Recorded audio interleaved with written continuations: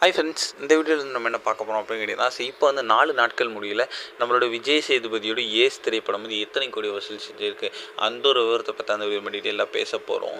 இப்போ வந்து தமிழ் சினிமாவில் முன்னணி ஹீரோவாக இருக்கிறதா நம்மளோட மக்கள் செல்வன் விஜய் சேதுபதி. இப்போ வந்து அவரோட நடிப்பில் கடந்த வாரம் ரிலீஸ் ஆன திரைப்படம் தான் ஏஸ். இந்த திரைப்படத்தை வந்து ஆறுமுககுமார் அப்படின்றத இயக்கி வந்தார். ஸோ இதற்கு முன்பு வந்து ஆல்ரெடி இவர் வந்து விஜய் சேதுபதி வச்சு ஒரு நல்ல நாள் பார்த்து சொல்கிறேன் அப்படின்ற ஒரு திரைப்படத்தை இயக்கியிருந்தார். ஸோ ரொம்ப வருடம் கழிச்சு மீண்டும் வந்து அவங்க 2 பேரும் இணைஞ்சிருக்காங்க இந்த ஒரு திரைப்படத்தில்.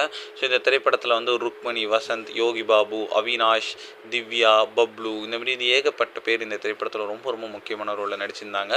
என்னதான் நல்ல ஒரு விமர்சனம் பெற்றாலுமே வந்து வசூலில் வந்து விஜய் சேதுபதி ஸ்டாண்டர்ட்ஸுக்கு ரொம்ப கம்மி. அதற்கு காரணம் கூட விஜய் சேதுபதி லேட்டஸ்ட்டாக சொல்லியிருந்தார், நாங்கள் வந்து சரியாக ப்ரொமோஷன் கொடுக்கல.